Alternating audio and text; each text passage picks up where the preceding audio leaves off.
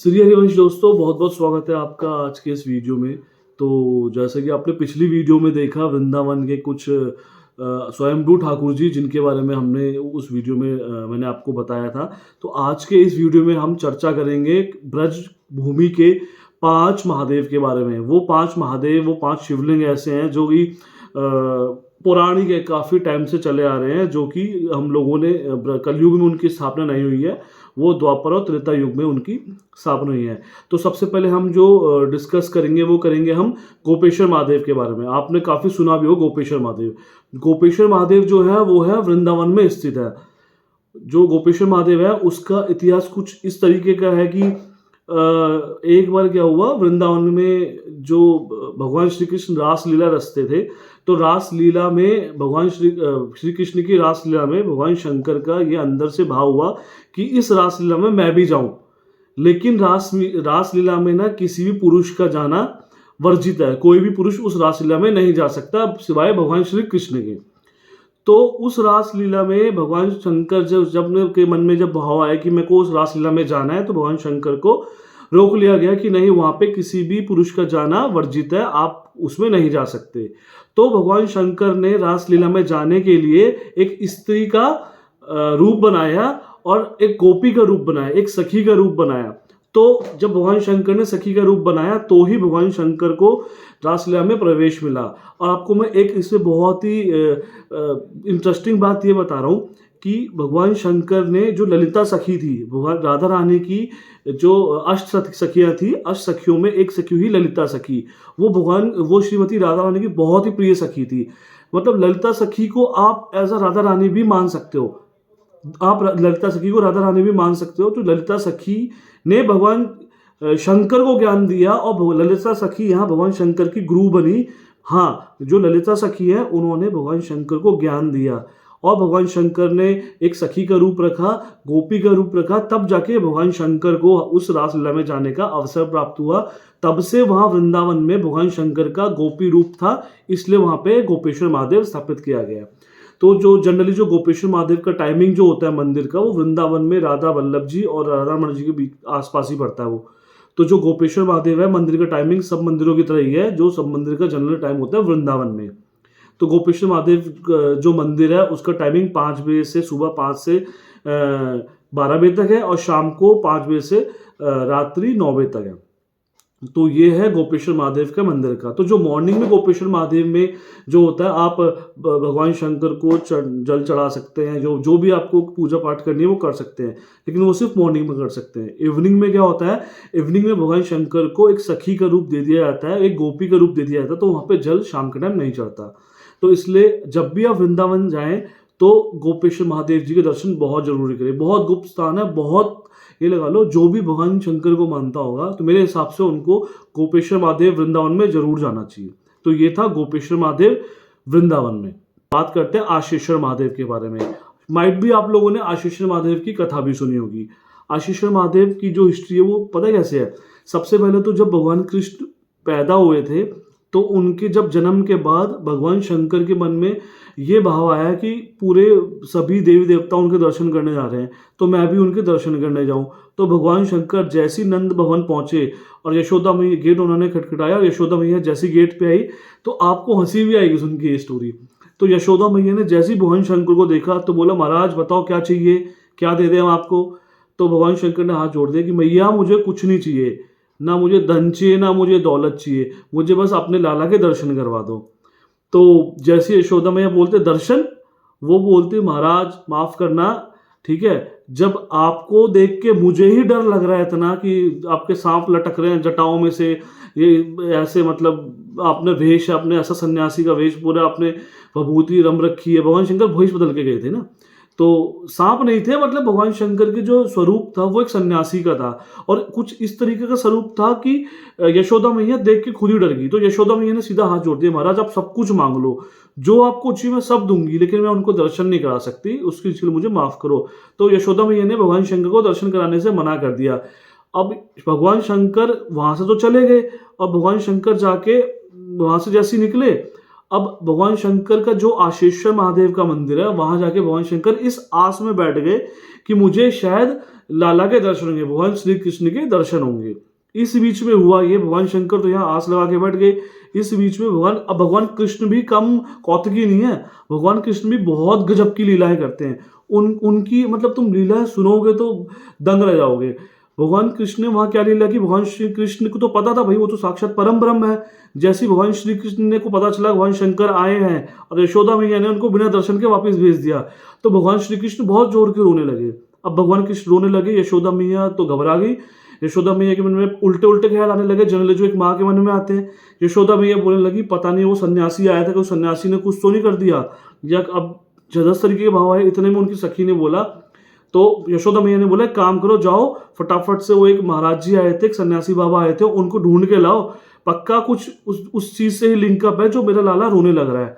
अब वो सखिया गई, सखिया वहां भगवान शंकर के वहां जब ढूंढने गई तो भगवान शंकर का जहां मंदिर है आशेश्वर महादेव का, वहां पे भगवान शंकर इस आस से बैठे हुए थे, इसलिए भगवान शंकर का वहां पे आशेश्वर महादेव मंदिर बना। अब इसके आगे की स्टोरी में सुनाया तो ये तो मंदिर की स्टोरी तो आपने सुन ली। फिर भगवान शंकर आए, नंद भवन आए, यशोदा मैया ने भगवान कृष्ण को जैसे ही भगवान शंकर के गोद में दिया, अब तक भगवान कृष्ण बहुत जोर जोर के रो रहे थे, बट जैसे ही वो शंकर भगवान के गोद में भगवान श्री कृष्ण गए, वो एकदम शांत और बहुत बढ़िया से आनंद से खेलने लगे। तो यशोदा मैया तो हैरान होगी भाई कि हमेशा बच्चा दूसरे की गोद में जाके रोता है, लेकिन आज यहाँ पे भगवान कृष्ण ने क्या लीला करी कि वो जैसी भगवान शंकर की गोद में, लाला चुप एकदम, भगवान श्री कृष्ण चुप, और बड़ा आश्चर्यचकित वो माहौल वहां क्रिएट हो गया। तो ये तो आपने सुना ही होगी स्टोरी, बट ये जो स्टोरी सुनाने के पीछे मोटिव ये था कि जहां पे भगवान शंकर आस में बैठे थे वहीं पे आशीश्वर महादेव का मंदिर बना। तो ये थी हमारे आशीश्वर महादेव जी की एक ऐतिहासिक कथा। अब हम चलते हैं अगली कड़ी में, चक्रेश्वर महादेव। जो चक्रेश्वर महादेव है वो गोवर्धन में है। तो जो चक्रेश्वर महादेव है इनकी कथा कुछ ऐसी है कि जब इंद्र ने काफी भारी बारिश की थी, आपको गोवर्धन जो पर्वत भगवान श्री कृष्ण ने उंगली में उठाया था, तो वो क्यों उठाया था, क्योंकि इंद्र ने भारी बारिश की थी।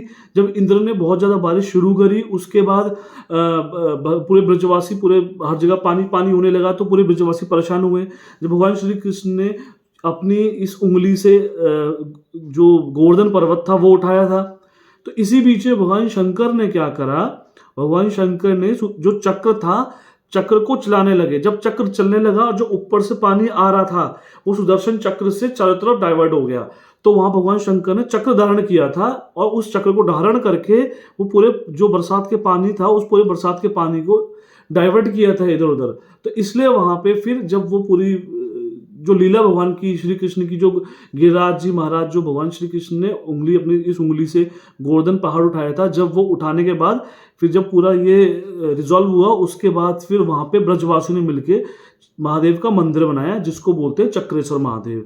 तो हम लोग तो वैसे इसका नाम तो है चक्रेश्वर महादेव, बट वहां पे आप जाओगे गोवर्धन जाओगे तो वहां चक्रेश्वर महादेव में चकलेश्वर महादेव बोला जाता है, बट इसका जो शुद्ध प्रोनाउंसिएशन है वो चक्रेश्वर महादेव है। तो ये चक्रेश्वर महादेव गिरिराज है, मानसी गंगा के आसपास मंदिर पड़ता है। आप जब भी जाएं तो किसी से पूछें तो बहुत बहुत फेमस भगवान शंकर का, महादेव जी का मंदिर है। तो आप जब भी आप वृंदावन जाएं, बरसाना जाएं, गोवर्धन जाएं, हाँ गोवर्धन में है तो गोवर्धन जाएं, तो चक्रेश्वर महादेव जी के दर्शन बहुत जरूर करें, बहुत आनंद आएगा आपको। जो भी जो भगवान श्री शंकर जी को, भोलेनाथ जी को मानते हैं, वो बिल्कुल चक्रेश्वर महादेव जाए। तो दोस्तों अब जो अगले महादेव जी के मंदिर के बारे में चर्चा करेंगे वो है कामेश्वर महादेव। कामेश्वर महादेव जी का जो मंदिर है वो कामवन में है, और जो कामेश्वर महादेव जी के जो मंदिर की स्थापना करवाई थी वो कराई थी भगवान श्री कृष्ण के पड़पौत्र ने, ठीक है। और ये जो मंदिर है इसको कामेश्वर महादेव बोला जाता है क्योंकि यहाँ पे सब भक्तों की मनोकामना पूर्ण होती है। कामेश्वर महादेव की जो हिस्ट्री है वो यही है। तो अगला जो हम चर्चा करेंगे वो करेंगे जो भगवान शंकर का अगला जो मंदिर है महादेव, वो है भूतेश्वर महादेव। भूतेश्वर महादेव है मथुरा में, और मथुरा में है, और ये जो मंदिर है ये शत्रुघ्न ने एक राक्षस था, उसका नाम लवनासुर का वध करा था, तब उसके बाद वहाँ पे ये शिवलिंग की स्थापना हुई थी। ये मथुरा में भूतेश्वर महादेव। तो ये है हमारे टोटल ब्रज के 5 महादेव। तो जब भी आप ब्रज भूमि जाए, दर्शन करने जाए, तो उन 5 मंदिरों के दर्शन, 5 महादेव के दर्शन जरूर करें। देखो सारी बात होती है भाव की। आप मैं अपनी हर वीडियो में एक चीज़ बहुत फ़ोकस करता हूँ, भाव।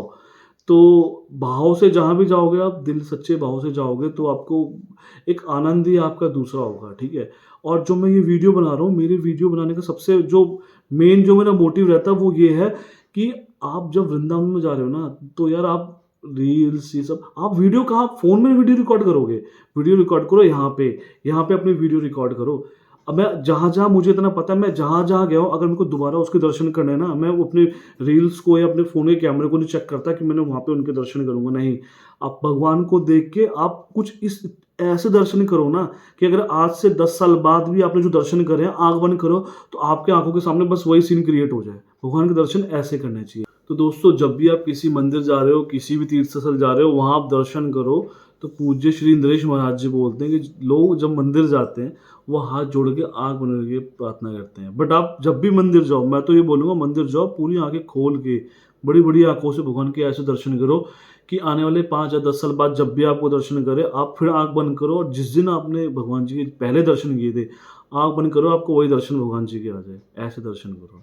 बाकी तो हर किसी का अपना-अपना भाव है, कोई आँख बंद करके दर्शन करके भगवान के आँख बंद करके प्रार्थना करता है, कोई किसी अब जनरली ऐसा होता है कि भगवान के पास जाते हैं, लोगों के भाव निकलते हैं आँखों से, आँसुओं से भाव निकलते हैं।